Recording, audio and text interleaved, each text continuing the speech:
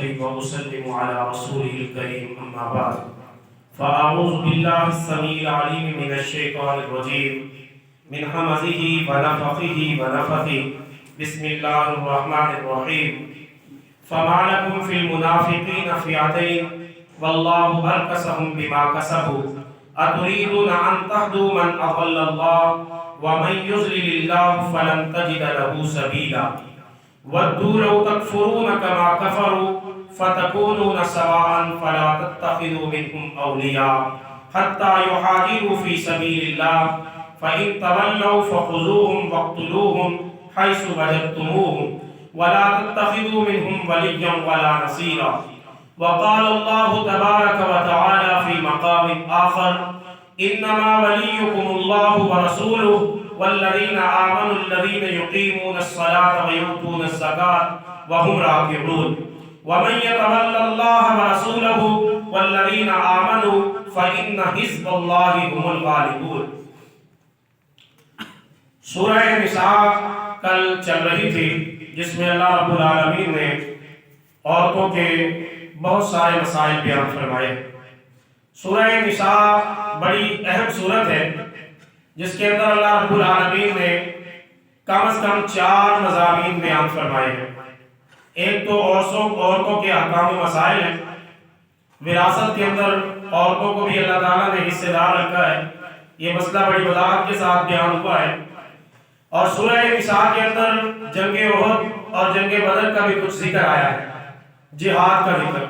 اور تیسرے نمبر پر سورۃ النساء کے اندر توحید اور شرک، توحید کو ثابت کیا ہے رب العالمین نے اور شرک کا رد فرمایا ہے۔ اور چوتھا مسئلہ سورۃ النساء کے اندر جو اللہ رب العالمین نے بیان فرمایا ہے وہ یہ ہے کہ قیامت والے دن اللہ تبارک و تعالی بندوں کے ساتھ جو معاملات فرمائے گا اس کا تفصیلی ذکر سورۃ النساء کے اندر موجود ہے۔ منافقین کا ذکر اس سورت کے اندر اللہ رب العالمین نے سرسری طور پر بیان فرمایا ہے۔ منافقین کی ایک جماعت جنگ احد سے واپس چلی گئی تھی، ابھی احد کے میدان تک بھی نہیں پہنچے تھے، تو کچھ لوگ جو اپنے آپ کو مومن اور مسلمان کہتے تھے مدینے سے وہ رسول اللہ صلی اللہ علیہ وسلم کے پاس ساتھ آئے تھے، لیکن راستے میں وہ اللہ کے نبی صلی اللہ علیہ وسلم کو چھوڑ کر اور صحابہ کو چھوڑ کر واپس مدینے چلے گئے اور یہ کہنے لگے کہ یہ جنگ ہم نہیں لڑ سکتے، ہم بلا وجہ اپنی جانوں کو قربان نہیں کر سکتے۔ تو جب انہوں نے یہ بات کی تو اللہ رب العالمین کے پیارے پیغمبر جناب محمد رسول اللہ صلی اللہ علیہ وسلم نے بلا تعمل ان کو واپس جانے دیا اور کوئی سختی نہیں فرمائی۔ لیکن صحابہ کرام کے 2 گروہ ہو گئے۔ صحابہ کرام میں سے بعض لوگوں نے کہا کہ یہ لوگ اس طرح کیوں کر رہے ہیں، ہمیں اکیلا چھوڑ کر جنگ سے پیچھے کیوں بھاگ رہے ہیں۔ اور دوسرے گروہ نے یہ کہا کہ یہ تو منافق ہیں، یہ منافق ہیں، اس لیے ان کا پتہ تو ہمیں مدینے کے اندر ہی تھا، لیکن اب انہوں نے یہ ثابت کر دیا ہے کہ منافق باقی جہاد سے پیچھے رہتے ہیں۔ تو مومنوں کے بھی 2 گروہ ہو گئے، یعنی احد کی جنگ سے توجہ ہٹ گئی اور آپس میں اس مسئلے پر بحث ہو گئی کہ یہ لوگ جو واپس جا رہے ہیں مدینے ان کا کیا مسئلہ ہے، یہ کیسے مسلمان ہیں، ہمیں اکیلا چھوڑ کر اور اللہ کے نبی کو چھوڑ کر جہاد کو چھوڑ کر اتنی بڑی فضیلت والے عمل کو چھوڑ کر یہ واپس کیوں جا رہے ہیں۔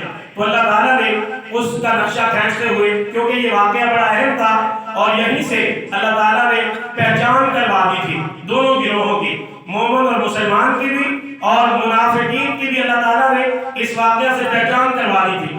اللہ فرماتے ہیں فَمَا لَكُمْ فِي الْمُنَافِقِينَ، تمہیں کیا ہو گیا ہے کہ منافقوں کے بارے میں 2 گروہ ہو رہے ہو۔ أَتُرِيدُونَ أَن تَهْدُوا مَنْ أَضَلَّ اللَّهُ، جن کو اللہ نے گمراہ کر دیا ہے، تم یہ چاہتے ہو کہ تم ان کو راہ راست پر لے آؤ، یعنی یہ تو گمراہ ہو گئے، اللہ کے رسول کو چھوڑ کے جا رہے ہیں اور تم یہ چاہتے ہو کہ تم ان کو گمراہی سے بچا لو اور ان کو راہ راست پر لے آؤ۔ اب بھلا ایسے کیسے ہو سکتا ہے؟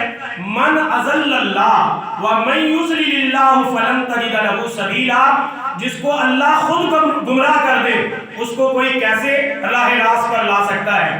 یعنی یہ ایک بہت بڑا سبق ہے کہ یہ تو ہے ہی منافق، اور ادھر نبی کریم صلی اللہ علیہ وسلم کے سگے چچا ہیں اور اسلام کی بڑی مدد کی ہے مکے میں۔ ابو طالب وہ بھی کلمہ پڑھ کر مسلمان نہیں ہوئے، اللہ کے رسول کئی دن تک غم زدہ رہے، پریشان رہے، حتیٰ کہ اللہ تبارک و تعالیٰ نے اپنے پیغمبر کو حکم دیا اِنَّكَ لَا تَهْدِي مَنْ أَحْبَبْتَ وَلَكِنَّ اللَّهَ يَهْدِي مَن يَشَاءُ، جس کو تو چاہے اے میرے پیغمبر اس کو ہدایت نہیں ملتی، بلکہ جس کو اللہ چاہے اس کو ہدایت ملتی ہے۔ آپ کے چاہنے سے یا نہ چاہنے سے، آپ ملتان میں رہتے ہیں، ہمارے علاقے میں ایک دربار ہے حافظ جمال اللہ ملتانی کا، ان کے بارے میں مشہور ہے کہ جو بھی ان کے پیچھے نماز پڑھتا تھا، جب وہ سلام پھیرتے تھے نا دائیں جانب، تو دائیں جانب والے سارے کے سارے حافظ ہو جاتے تھے، اور جب بائیں جانب سلام پھیرتے تھے سارے کے سارے جو ہے نا وہ ناظرہ قرآن پڑھ لیتے تھے۔ یعنی جاہل بھی اگر ان کے پیچھے کھڑا ہے، نماز پڑھ لی ہے، وہ حافظ ہو گیا یا ناظرہ قرآن پڑھ گیا، یہ ان کی فضیلت ہے۔ یعنی جاہلوں کو صرف نماز پڑھنے سے رسول اللہ کے پیچھے حفظ ہو جاتا ہے اور ناظرہ قرآن آ جاتا ہے، جبکہ اللہ کے پیارے پیغمبر محمد رسول اللہ صلی اللہ علیہ وسلم بڑا زور لگایا ہے، بڑی کوشش کی ہے، بڑی جد و جہد کی ہے، چچا کو کئی بار دعوت دی ہے، تنہائی میں، فردن اور اجتماعی طور پر، اور پورے خاندان سے محبت کرنے والے ہیں اللہ کے نبی، اور بڑی چاہت تھی، شدید چاہت تھی اللہ کے رسول کی۔ تقریباً 1 مہینے تک اللہ کے نبی آنسو بہاتے رہے ہیں اپنے چچا کی وفات کے بعد کہ انہوں نے کلمہ نہیں پڑھا۔ پھر اللہ رب العالمین نے فرمایا اے میرے پیغمبر جس کو تو چاہے اس کو ہدایت نہیں ملے گی، بلکہ جس کو اللہ تبارک و تعالیٰ چاہے اس کو ہدایت ملے گی۔ تو یہاں پر اللہ تعالیٰ نے صحابہ کرام کی یہ تربیت فرمائی ہے کہ جن کو اللہ نے گمراہ کر دیا ہے وہ واپس چلے گئے جنگ کو چھوڑ کر، اب تم سارے مل کر ان کو واپس نہیں لا سکتے۔ اس کے بعد اسی سورۃ النساء کے اندر قتل کا ذکر بھی اللہ رب العالمین نے فرمایا وَمَن يَقْتُلْ مُؤْمِنًا، جس نے کسی مومن کو قتل کیا متعمدًا جان بوجھ کر فَجَزَاؤُهُ جَهَنَّمُ، اس کی جزا جہنم ہے، خالدًا فیہا، اس میں وہ ہمیشہ رہے گا، وَغَضِبَ اللَّهُ عَلَيْهِ، اور اس پر اللہ کا غضب بھی ہے۔ یعنی ایک تو جہنم میں جائے گا مرنے کے بعد، اور دنیا میں اس پر اللہ کا غضب ہوا ہے، وَلَعَنَهُ، اور اللہ نے اس پر اپنی لعنت بھی فرمائی ہے، وَأَعَدَّ لَهُ عَذَابًا عَظِيمًا، اور اس کے لیے اللہ تعالیٰ نے سخت اور بہت بڑا عذاب تیار کر رکھا ہے۔ یہ قتل عمد کی سزا ہے، یعنی جس نے ایک انسان کو قتل کیا گویا اس نے پوری انسانیت کو قتل کیا۔ قاتل کے متعلق اللہ تعالیٰ نے 3 سزائیں بیان فرمائی ہیں، ایک تو ہے ہمیشہ ہمیش کی جہنم، اور دوسری ہے دنیا میں اللہ کا غضب، تیسرا ہے اللہ کی لعنت۔ یہ 3 سزائیں، غضب بھی، لعنت بھی اور جہنم بھی۔ تو یہی دعا ہم سورۃ الفاتحہ میں کرتے ہیں، یا اللہ ہمیں ان لوگوں سے نہ کرنا جن پر تیرا غضب ہوا، اور ان لوگوں سے کرنا جن پر تیرا انعام ہوا۔ آگے اللہ رب العالمین نے اپنے نبینا صحابی حضرت عبداللہ ابن ام مکتوم کا واقعہ بیان فرمایا، بڑا ہی دل نشین واقعہ ہے۔ جب احد کے بعد تبوک کا واقعہ، تبوک کا حکم ہوا کہ کوئی بھی پیچھے نہ رہے اور جنگ کے لیے سارے تیاری کرے، کوئی بھی پیچھے نہ رہے۔ لا يستوي القاعدون من المؤمنین غیر اولی الضرر، جب یہ آیت نازل ہوئی عبداللہ ابن ام مکتوم نابینا تھے اور معذور تھے، وہ روتے ہوئے رسول اللہ صلی اللہ علیہ وسلم کے پاس آئے مسجد نبوی کے اندر، اور آ کر کہنے لگے اللہ کے پیغمبر اللہ تعالیٰ نے حکم دیا ہے کہ جو پیچھے رہنے والے اور گھروں میں بیٹھنے والے ہیں وہ کم درجے والے ہیں، اور جو اللہ کی راہ میں جہاد کرنے والے ہیں والمجاہدون فی سبیل اللہ باموالہم وانفسہم فضل اللہ المجاہدین باموالہم وانفسہم علی القاعدین درجہ وکلا وعد اللہ الحسنی وفضل اللہ المجاہدین علی القاعدین اجرا عظیما۔ جب یہ آیت نازل ہوئی تو عبداللہ ابن ام مکتوم رو رہے، یعنی طاقت نہیں ہے جسم میں، نابینے ہیں، کمزور ہیں، اور مسجد نبوی کے معظم بھی ہیں، روتے ہوئے آئے۔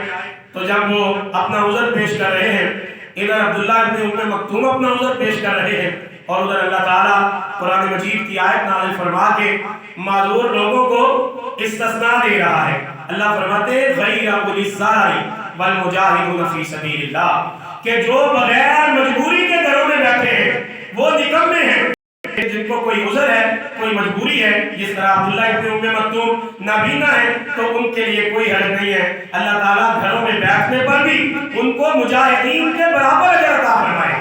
ویسے کوئی بھی مجاہد کے برابر نہیں ہو سکتا، کوئی بھی مجاہد کے برابر نہیں ہو سکتا۔ جس نے اللہ کی راہ میں ایک رات مجاہدین کا صرف پہرا دیا ہے، اللہ تبارک و تعالیٰ فرماتے ہیں وہ بھی 500 سال پہلے جنت میں چلا جائے گا، اور ایک رات کے پہرے کی وجہ سے اللہ تعالیٰ اس کی زندگی کے پچھلے سارے گناہ ہی معاف فرما دیتے ہیں۔ اس کے بعد اللہ تعالیٰ نے ہجرت کا ذکر بھی اسی صورت کے اندر بیان فرمایا ہے، اور بالخصوص اس کی منتخب آیت جو ہے خلاصے کے لیے جو کہ تمام علماء بیان کرتے ہیں، مفسرین بیان کرتے ہیں، وہ ہے صلاۃ الخوف والی آیت۔ صلاۃ الخوف کیا ہوتا ہے؟ خوف کی نماز۔ خوف کی نماز ہوتی ہے میدان جہاد میں، سامنے دشمن کی فوج ہے اور جنگ کا میدان ہے، تیر و تلوار نکلے ہوئے ہیں، فوجیں آمنے سامنے ہیں، جنگ بالکل جاری ہے۔ این میدان جنگ کے اندر نماز کا وقت ہو گیا ہے، ادھر دشمن کھڑا ہے، گولیاں چل رہی ہیں، توپیں چل رہی ہیں، تیر و تلوار چل رہے ہیں، نیزہ چل رہا ہے، اور مسلمان اور کافر آپس میں گتھم گتھا ہے، آپس میں خنثان کا رنگ پڑا ہوا ہے، جنگ لگی ہوئی ہے۔ این اس حالت میں اگر نماز کا وقت ہو جائے تو پھر کیا کرنا ہے؟ اس وقت تو نماز کی چھٹی ہونی چاہیے، لیکن نہیں، اللہ تبارک و تعالیٰ نے اپنے پیارے پیغمبر کو صلاۃ الخوف ادا کرنے کا حکم دیا۔ این میدان جنگ میں اگر نماز کا وقت ہو جائے تو نماز کی چھٹی نہیں ہے۔ بندہ بیمار ہو جائے، اس کی سانس چلتی ہے، نہ اٹھ سکتا ہے نہ بیٹھ سکتا ہے، لیٹا ہے، سانس چل رہی ہے، دماغ صحیح ہے، سمجھ رہا ہے، جب تک ہوش و حواس قائم ہے اور سانس چل رہی ہے، دل دھڑک رہا ہے، نماز کی چھٹی نہیں ہے۔ این جنگ کی حالت میں جب سامنے دشمن ہے، اس وقت بھی نماز کی چھٹی، تو یہ کتنی اہمیت ہے نماز کی۔ اللہ تعالیٰ نے میدان جنگ کے اندر اپنے پیغمبر کو نماز پڑھنے کا طریقہ بیان فرمایا ہے صلاۃ الخوف کا۔ اللہ کے نبی صلی اللہ علیہ وسلم نے 3 طریقوں سے صلاۃ الخوف ادا فرمائی ہے۔ سامنے دشمن ہے، اپنی فوج کو 2 حصوں میں تقسیم فرمایا ہے۔ ایک حصہ جو ہے فوج کا وہ اللہ کے رسول کے ساتھ نماز پڑھتا ہے۔ اللہ کے نبی نے 2 رکعتیں ان کو پڑھائی ہیں۔ آپ تشہد میں بیٹھتے ہیں اور پیچھے مقتدیوں نے 2 رکعتیں ادا کر کے سلام پھیر دیا ہے، وہ اٹھ کر چلے گئے۔ وہ آپ دشمن سے برسرے بیکار ہیں، اور جو دشمن سے لڑ رہے تھے وہ آ کر اللہ کے رسول کے پیچھے 2 رکعت نماز ادا کریں۔ یہ پہلا طریقہ ہے۔ دوسرا طریقہ، اللہ کے نبی نے پہلے لشکر کو 1 رکعت نماز پڑھائی ہے۔ اللہ کے پیغمبر پہلی رکعت پڑھا کر تشہد میں بیٹھ گئے، اور صحابہ کرام رضوان اللہ علیہم اجمعین نے 1 رکعت پڑھ کے سلام پھیر دیا ہے۔ وہ جا کے لڑنے لگ گئے، اور جو لڑ رہے تھے وہ آ کر اللہ کے رسول کے ساتھ دوسری رکعت پڑھتے ہیں۔ اللہ کے نبی ان کو 2 رکعتیں پڑھاتے ہیں۔ نبی کریم صلی اللہ علیہ وسلم کی یہ 2 رکعتیں ہو گئی، اور فوج کی 1 رکعت، یہ صلاۃ الخوف ہے۔ اللہ کے رسول کی 4 رکعتیں ہو گئی، اور فوجیوں کی 2 رکعتیں، یہ صلاۃ الخوف کا دوسرا طریقہ ہے۔ اور تیسرا طریقہ، اللہ کے پیغمبر صلی اللہ علیہ وسلم نے پہلی رکعت پڑھی ہے، اور پہلی رکعت پڑھنے کے بعد اللہ کے رسول نے لمبا تشہد فرمایا ہے۔ این اسی دوران پیچھے مقتدیوں نے اپنے طور پر دوسری رکعت پڑھی ہے، اور 2 رکعتیں مکمل کر کے انہوں نے سلام پھیر دیا ہے، اور اللہ کے پیغمبر صلی اللہ علیہ وسلم کی 1 رکعت مکمل ہو گئی ہے۔ آپ نے تشہد کو لمبا کیا ہے، پھر یہ سلام پھیر کے جاتے، دوسرا لشکر آ کر اسی طرح اللہ کے رسول ان کو بھی 1 رکعت پڑھاتے ہیں، پھر آپ تشہد میں بیٹھ جاتے، یہ دوسری رکعت اپنے طور پر ادا فرمائی ہے صحابہ نے، اور پھر اللہ کے رسول صلی اللہ علیہ وسلم کے ساتھ سلام پھیر کر یہ صلاۃ الخوف کے 3 طریقے اللہ رب العالمین فرماتے ہیں۔ فَإِذَا قَضَيْتُمُ الصَّلَاةَ فَاذْكُرُوا اللَّهَ قِيَامًا وَقُعُودًا وَعَلَىٰ جُنُوبِكُمْ فَإِذَا اطْمَأْنَنْتُمْ فَأَقِيمُوا الصَّلَاةَ إِنَّ الصَّلَاةَ كَانَتْ عَلَى الْمُؤْمِنِينَ كِتَابًا مَوْقُوتًا۔ یہ وہ آیت ہے جو تقریباً ہر مسجد کے اندر لکھی بھی ہوتی ہے، گھڑی کے اندر لکھی ہوتی ہے۔ اللہ فرماتے ہیں اِنَّ الصَّلَاةَ، بے شک نماز، كَانَتْ عَلَى الْمُؤْمِنِينَ، مومنوں پر لکھی گئی ہے، کتاب موقوتا، مقررہ وقت پر، مقررہ وقت پر مومنوں پر نماز فرض ہے۔ اول وقت میں نماز پڑھنے والا، اللہ کے رسول صلی اللہ علیہ وسلم اپنی مسجد پاک میں تشریف فرمائے، ایک بدو عرابی آیا، اس نے آ کے کہا اللہ کے رسول مجھے کوئی ایسا عمل بتلائیے کہ اس کے بعد مجھے کسی اور سے پوچھنے کی ضرورت نہ پڑے۔ اور میں اللہ کی جنت کا حقدار بن جاؤں۔ اللہ کے نبی صلی اللہ علیہ وسلم نے فرمایا الصلاۃ لوقتها، تو اپنی نماز کو اس کے وقت پر ادا کر، میں تجھ سے وعدہ کرتا ہوں کہ اللہ تعالیٰ تمہیں ضرور جنت میں داخلہ عطا فرمائے گا۔ یہ نماز کی اہمیت ہے جس کو عین میدان جنگ میں بھی چھوڑنے کی اجازت نہیں ہے۔ جب جنگ کی حالت میں آپ تصور کر سکتے کہ دشمن سامنے ہو، جنگ کی حالت ہو اور پتہ نہیں زندگی وفا کرے نہ کرے، جنگ میں فتح ہو یا شکست، لیکن نماز کی چھوٹ نہیں ہے۔ ایک مرتبہ اللہ کے نبی نے پوچھا ساتھیو تم اپنی زندگی سے کتنی امید رکھتے ہو؟ حضرت عمر نے فرمایا اللہ کے پیغمبر جب میں عشاء کی نماز پڑھتا ہوں تو اپنی زندگی سے امید کرتا ہوں اب اللہ مجھے فجر کا وقت عطا فرمائے گے۔ اللہ کے نبی صلی اللہ علیہ وسلم نے فرمایا عمر اپنی اصلاح کرو، اتنا لمبا عشاء کے بعد فجر کی امید رکھتے ہو؟ میں نبی پاک صلی اللہ علیہ وسلم اپنی زندگی سے اتنی امید بھی نہیں رکھتا کہ اپنے پاؤں کو زمین سے اٹھاؤں، دوبارہ زمین پر رکھنے کی مہلت ملے یا اس سے پہلے موت آئے۔ حضرت عمر فرمایا کرتے تھے یہ وہ بات تھی جو اللہ کے رسول نے مجھے بیان فرمائی، اور اس کے بعد میں نے جب بھی کوئی نماز پڑھی میں نے اپنی زندگی کی آخری نماز سمجھ کر وہ نماز پڑھی۔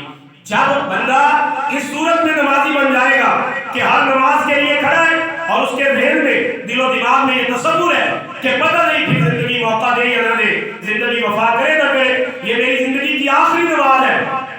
آپ کسی ایسے قیدی کو جس کو پھانسی کا آرڈر ہو اور وہ پھانسی سے پہلے نماز پڑھ رہا ہو، اس کی نماز کی کیفیت کیسی ہوگی؟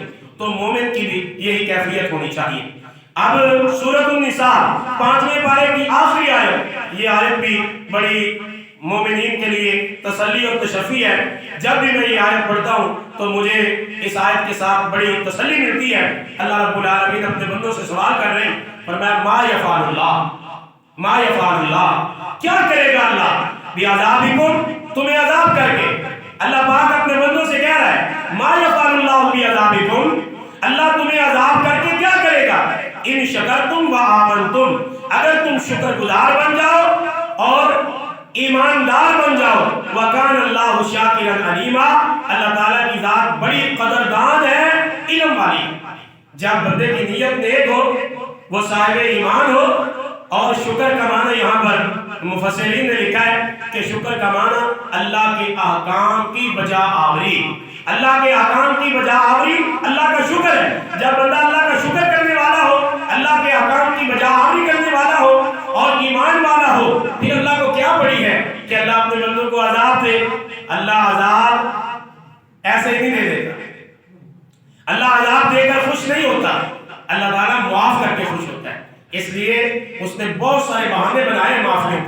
دعا کرو اللہ تعالیٰ کوئی نہ کوئی بہانہ ہمیں بھی بنانے کی توفیق عطا فرمائے۔ اس کے بعد آگے چھٹا پارہ شروع ہو رہا ہے۔ اللہ تعالیٰ فرماتے ہیں لا یحب اللہ الجہر بالسوء، برائی کے ساتھ آواز بلند کرنے کو اللہ تعالیٰ نے پسند نہیں فرمایا۔ من القول الا من ظلم وکان اللہ سمیعا علیما، یعنی برائی تو ویسے بھی چھپ کر بھی اللہ تعالیٰ کو ناپسند ہے، لیکن ایک بندہ اتنا بدبخت ہے وہ شراب پیتا ہے، پھر دوستوں کو آگے کہتا ہے میں نے شراب پی ہے، یعنی اس برائی کو بآواز بلند لوگوں کو بتاتا پھرتا ہے، زنا کر کے کہتا ہے میں نے زنا کیا ہے، فخر کے ساتھ بتاتا ہے میں نے جناب شراب پی، میں نے چوری کی، میں نے ڈکیتی کی، میں نے قتل کیا، میں نے یہ کر دیا وہ کر دیا۔ یعنی پہلے تو برائی مخفی طور پر بھی اللہ تعالیٰ کو ناپسند ہے، چاہے جائے کہ آپ اس کی آواز کو بلند کریں، اگر برائی ہو گئی ہے تو تنہائی کے اندر اس کی معافی مانگے اور معافی مانگنے میں جلدی کرے۔ اللہ رب العالمین فرماتے ہیں جو بندہ اپنے گناہوں کی توبہ مانگنے میں جلدی کرتا ہے اللہ تبارک و تعالیٰ بھی اس کو معاف کرنے میں جلدی فرماتے ہیں۔ پھر اس کے بعد اللہ تعالیٰ نے یہودیوں کا ذکر کیا ہے، طور پہاڑ کا ذکر فرمایا ہے، حضرت عیسیٰ علیہ السلام کے قتل کا اور پھر صلیب کا ذکر فرمایا ہے، اور اس بات کا ذکر کیا کہ یہ جو یہودی کہتے ہیں ہم نے عیسیٰ علیہ السلام کو قتل کیا، انہوں نے قتل نہیں کیا بل رفعہ اللہ الیہ، بلکہ اللہ تعالیٰ نے حضرت عیسیٰ علیہ السلام کو زندہ آسمانوں پر اٹھا لیا ہے۔ اس کے بعد اللہ رب العالمین نے اپنے پیارے پیغمبر امام الانبیاء جناب محمد رسول اللہ صلی اللہ علیہ وسلم کی شان بیان فرمائی ہے۔ اس کے بعد عیسائیوں کا ایک عقیدہ بیان فرمایا ہے جو انہوں نے کہا تھا کہ حضرت عیسیٰ علیہ السلام، مریم اور اللہ یہ تینوں ایک ہی ہیں۔ فرمایا تقول ثلاثہ، انتہوا خیر لکم انما اللہ الہ واحد سبحانہ ان یکون لہ ولد لہ ما فی السماوات و ما فی الارض وکفی باللہ وکیلا۔ دنیا میں سب سے بڑا عقیدہ یہ ہے کہ اللہ کی ذات کے ساتھ کسی کو شریک کیا جائے۔ انہوں نے کہا مریم بھی خدا ہے، عیسیٰ بھی خدا ہے اور اللہ بھی خدا ہے۔ یہ تین، اللہ تین میں سے ایک ہے، تین میں سے ایک ہے۔ اللہ فرماتے نہیں انما اللہ الہ واحد، اللہ کی ذات اکیلی ہے، سبحانہ وہ پاک ہے اس سے جو اس کے شریک بنائے جاتے ہیں، اور جو کچھ بھی آسمانوں میں ہے اور جو کچھ بھی زمین میں ہے وہ سارا کا سارا اللہ تبارک و تعالیٰ کا ہے۔ اس کے بعد سورۃ المائدہ مدینہ میں نازل ہوئی، اس میں 120 آیتیں اور 16 رکوع ہیں۔ سورہ مائدہ اس کے شروع میں عہد و پیمان کو نبھانے کا اللہ تعالیٰ نے حکم دیا ہے۔ پھر اس سورت کے اندر اللہ تعالیٰ نے دین اسلام کو مکمل کرنے کا حکم دیا ہے کہ ہم نے اس دین اسلام کو مکمل کر دیا ہے اور تمہارے لیے اللہ تعالیٰ نے اسلام کے دین کو پسند کیا ہے۔ اس صورت میں شکار کا بیان ہے، اہل کتاب کی عورتوں سے نکاح کا بیان ہے، وضو کا، تیمم کا بیان ہے، اور اسی صورت کے اندر اللہ تبارک و تعالیٰ نے ایمان اور اس کے فضائل کا ذکر فرمایا، کفر اور اس کی مذمت بیان فرمائی ہے۔ اور اسی صورت کے اندر اللہ تعالیٰ نے یہودیوں کی اور عیسائیوں کی بہت زیادہ مذمت بیان فرمائی ہے۔ اور اسی صورت کے اندر اللہ تبارک و تعالیٰ نے اپنے آخری پیغمبر امام الانبیاء جناب محمد رسول اللہ صلی اللہ علیہ وسلم کی فضائل اور آپ کے اصحاب کے فضائل بیان فرمائے۔ وہ مشہور و معروف آیت جو یہودیوں نے کہا تھا حضرت موسیٰ علیہ السلام سے کہ موسیٰ علیہ السلام تم اور تمہارا رب جا کے لڑو، ہم تو یہاں بیٹھے ہیں۔ اللہ اکبر۔ اس کے مقابلے میں صحابہ کے فضائل بیان کیے گئے ہیں کہ جنہوں نے کہا تھا اللہ کے پیغمبر آپ پلک کا اشارہ کریں ہم اپنے جگر کاٹ کے آپ کے قدموں میں رکھ دیں گے، آپ پلک کا اشارہ کریں ہم بلند و بالا پہاڑوں سے چھلانگیں لگا دیں گے، ہم موسیٰ کے ساتھیوں کی طرح یہ نہیں کہیں گے کہ اے موسیٰ تم اور تمہارا رب جا کے لڑو ہم یہاں بیٹھے ہیں، نہیں، بلکہ ہم آپ کی حفاظت میں اپنی جانوں کو قربان کر دیں گے۔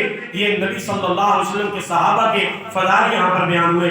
آدم اور اس کے دونوں بیٹوں حابیل اور قابیل کی قربانی کا ذکر بھی اسی صورت کے اندر اللہ تبارک و تعالیٰ نے بیان فرمایا۔ قبر کا بیان بھی اسی صورت کے اندر بیان ہوا، اور اسی طرح آیت محاربہ بھی اسی صورت کے اندر اللہ تبارک و تعالیٰ نے بیان فرمائی ہے۔ اور آخر میں جہاں قاری صاحب نے انتہا فرمائی ہے وہاں پر اللہ رب العالمین نے مسلمانوں کو یہود و نصارہ سے دوستی کرنے سے منع فرمایا، اور جب یہود و نصارہ سے دوستی کرنے سے منع کیا تو مسلمانوں نے کہا پھر ہم کس سے دوستی کریں؟ اللہ فرماتے ہیں انما ولیکم اللہ ورسولہ، بے شک تمہارا دوست اللہ ہے اور اس کا رسول ہے، والذین آمنوا، اور وہ لوگ جو مومن ہیں، الذین یقیمون الصلاۃ، جو نماز قائم کرتے ہیں اور زکوٰۃ ادا کرتے ہیں اور رکوع کرنے والوں کے ساتھ رکوع کرتے ہیں۔